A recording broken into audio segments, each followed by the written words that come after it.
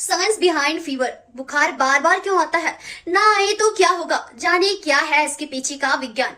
बुखार को medical science में पायरेक्सिया कहते हैं। हम सभी यहाँ जानते हैं बुखार शरीर की एक प्रतिक्रिया होती है जो हमारे शरीर की प्रतिरोधक क्षमता यानी इम्यून सिस्टम को एक्टिव कर बैक्टीरिया वायरस से लड़ने की मदद करता है। यह पूरी प्रक्रिया एक वैज्ञानिक तरीके से होती है। आइए समझते हैं आखिर इसके पीछे का विज्ञान क्या है।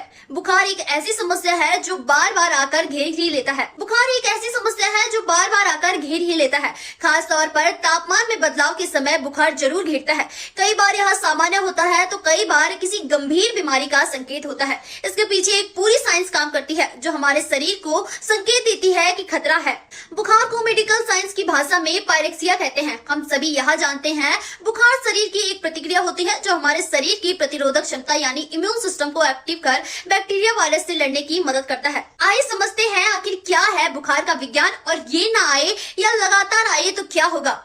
बुखार किसे कहते हैं? बाहर का तापमान कितना भी बदलता रहे लेकिन हमारे शरीर का तापमान 37 डिग्री यानी 98.3 फ़ारेनहाइट रहता है। यह दिन में हमारे कार्यों के आधार पर 1 डिग्री तक घट या बढ़ सकता है जो सामान्य है, लेकिन अगर 38 डिग्री सेल्सियस से ज्यादा तापमान बढ़ता है तो शरीर में कमजोरी, आंखों में जलन और कई बार उल्टियां शुरू हो जाती हैं, जिसे बुखार कहते हैं। क्या है बुखार की साइंस? किसी व्यक्ति को यदि जुकाम बुखार है तो वह अपने आसपास के वातावरण को इन्फेक्टेड कर देता है। जब हम उस वातावरण के संपर्क में आते हैं तो यह वायरस शरीर के अंदर पहुंचकर करोड़ों की संख्या में बदल जाते हैं।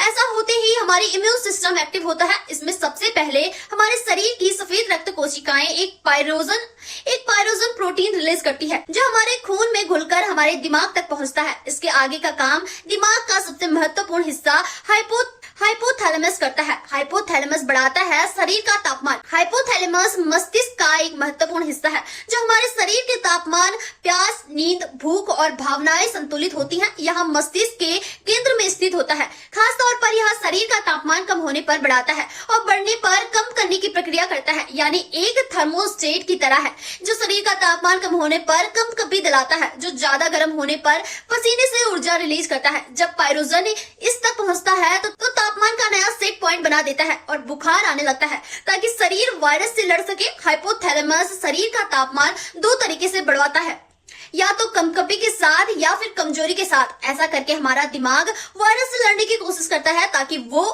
जो रोगजनक परजीवी शरीर में गए हैं वह हावी ना हो पाए। सामान्य भाषा में इसे ही इम्यून सिस्टम कहते हैं। इसकी प्रतिक्रिया ही बुखार लाता है। बुखार में मनमानी दवा पहुंचाती है।